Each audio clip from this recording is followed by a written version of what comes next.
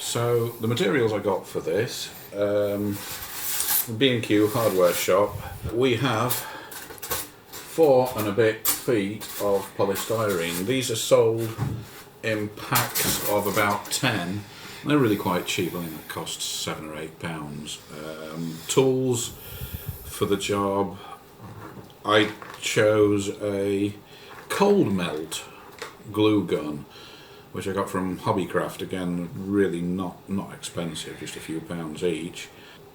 The theory being, as the glue doesn't need so much heat to melt, it's probably not going to destroy the polystyrene quite so much as I put it together.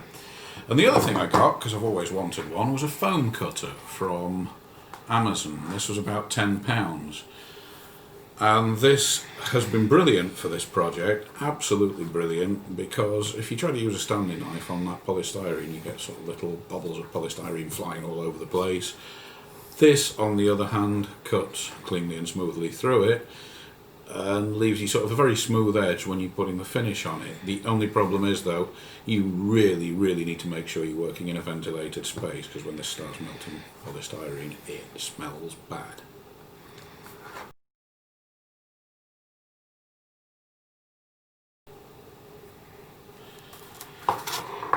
So what I've done is cut pieces out of the polystyrene to line the side of the Viv and the back of the Viv. So large pieces. I've left on purpose, might be a good idea, might not, I don't know, a sort of squiggly line, so that it gives more of a natural rock effect. What I've then done simply is to cut out little pieces with the wand. You can see it does burn the polystyrene a bit, but it cuts through it beautifully. Just glides through it, no effort at all, and it doesn't leave nasty mess everywhere. So once you've done that, you can get quite creative with it, and you can sort of shave bits off diagonally. And that really, if you shave, I've found with mine, if you shave off a bit off the bottom, then a bit next to that at the top, or bottom and top, whichever way around they are, it starts to give you a really uneven slate rock effect, which is quite good. And obviously once that's done, it's just a case of a dab of the glue. Now, I find this cold melt glue doesn't really give you a lot of time to work with, but dab of the glue and then just press it in place and hold it there. And it does need a little while to set. So I've got my tile grout here, and I'm doing a very weak mixture of it for the first coat. So all in all, it needs to be, I would think, 50-50, regardless of what the instructions on the package say, sort of 50-50 grout and water. So it's going to be a very watery mix. If it's looking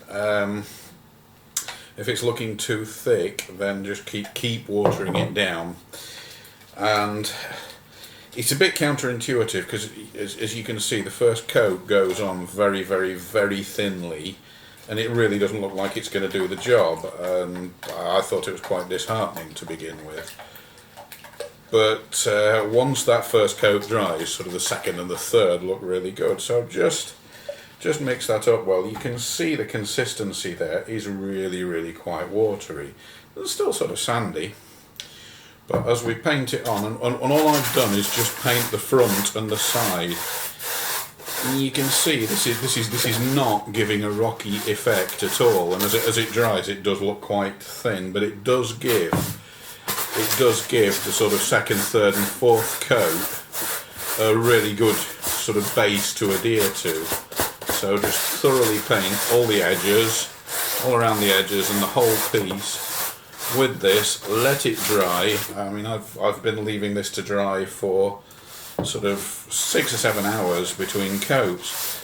And the trick is, once you've done that, to make the coats sort of steadily thicker each time until you get into nearly the maker's instructions.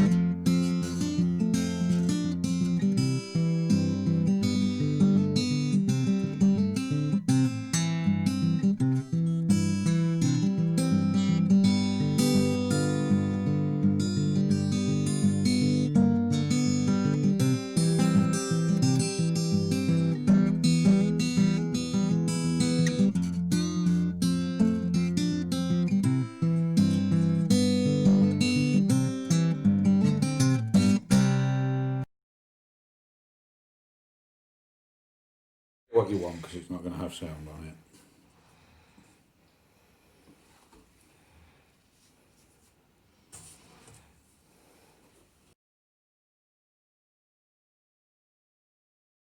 I'm certainly very pleased with the finished product. Once you've got the Mod Podge sealant on, it becomes very, very strong. Up to that point it's quite brittle.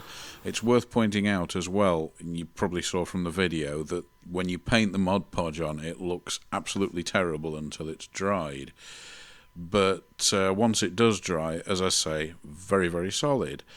I suppose time will tell how well it cleans up. It's also worth considering why you're doing this project. I did it for fun because I wanted to see how it would come out. I don't think you're going to save money particularly with it, because it takes an awful lot of time. But it was lots of fun to do.